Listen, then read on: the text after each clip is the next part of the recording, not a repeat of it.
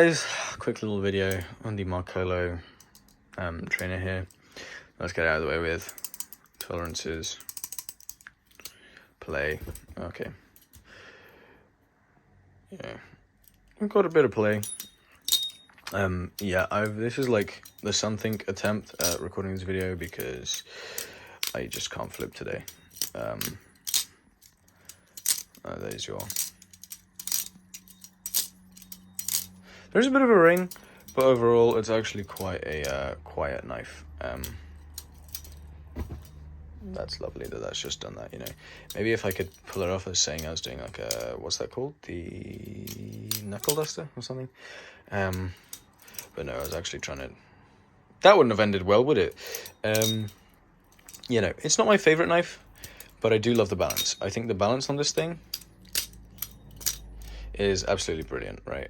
It is just shy of neutral. It's pretty neutral, which makes it probably my favorite balance. I like quite neutral knives, from what I've tried at least. I've not tried anything blade bias yet, so. But yeah, looks wise, I think this thing is gorgeous, right? So, you know, flipping wise, I'm gonna give this thing like a 6 out of 10, maybe 7 out of 10. It does basically everything. You know, fans quite nicely. You can even do this one, this like always going one. I'm trying to do the that one, right?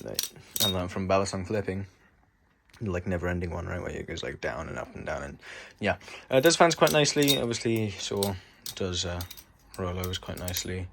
Also does Chaplins relatively nicely. But going back to like the looks, right, because of this G10, it's got quite thick handles, so it's a bit awkward, it's a bit chunky, and also the blade is, not only does it ring, but it's a little ring. It's actually not a bad ring. It's never bothered me.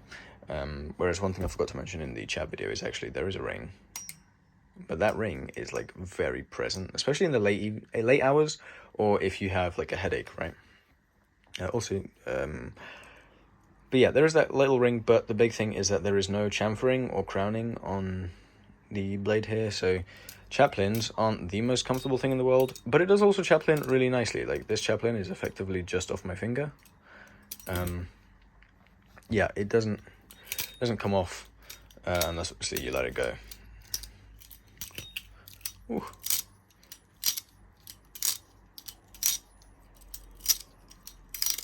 Doesn't sound brilliant.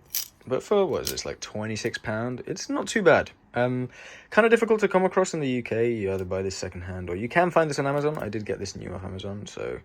but it's a bit iffy. You got to do a lot of scrolling. One thing I will mention is if you do get this, right, down here, right, you've got like this... There's 2 pins here, and this is where the like the pocket clip is. I recommend take it off, sand down this pin and put this pin back in. You get much better balance between the handles, because otherwise that bite handle is just like, whee, it's really heavy. It is on bearings, which I think is pretty cool. They're not the nicest bearings, but they're all right. You know, they get the job done. And also because of those tolerances, right, it does slightly slap the inside of the handle. But you can tune it to, you know, very little tap. Still, you'll have quite a bit of play. That's just kind of sandwich design in general, right? But yeah, looks-wise, I like how the thing looks with the like Flightanium and 51-esque kind of design. Although it's way too blocky and way too big to be a 51. Like, from a glance, anyone who knows what a 51 would be will know, right? But I really like this. This is a very good. It's a very good trainer. I think it's quite good. You know, if you're doing your basic stuff, learning, it's quite light, coming in at about like 126 grams or so, somewhere around there. No, it's a bit lighter than that. Maybe like 121 or something. It's not a heavy knife, right? This thing feels quite light in my fingers. I like how... I really like how it feels. This is probably my favorite balanced knife out of all my Balisongs. Well, other one that's coming soon. But yeah, this is... I'd say, you know, if you have already a collection, maybe pick it up for the memes. If you don't have a collection, you know, this is a first knife. This is not a bad first knife, I would say. If this was my first knife, I would have loved this. My first knife was like a cheap like comb thing. I'll try and find it. I have lost it, but I will try find it.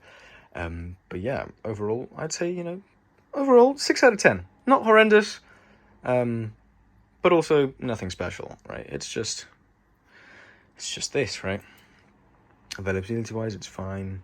Looks-wise, I'd say it's pretty good. Flipping, solid. Price, dirt cheap.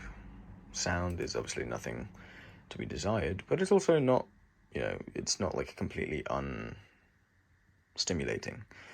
It's a nice little thing, right? You can throw this around, and durability-wise, okay, I've got like a little bit of a dent in there, but I don't really know where that's from. Maybe I like yeeted it at a wall or somewhere.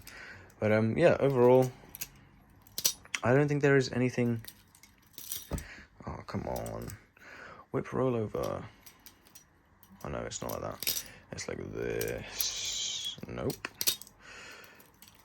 It's like that, and then you like come over and whatnot. But yeah, anyways, yeah. Solid knife. If you want, go buy. But it's nothing really special. If you already have a big collection, it's a waste of money. But if it's your first knife, it's not a bad trainer. Although obviously the Vulp is better being on bushings and whatnot. Possible Vulp review coming if I pick one up. Anyways, peace.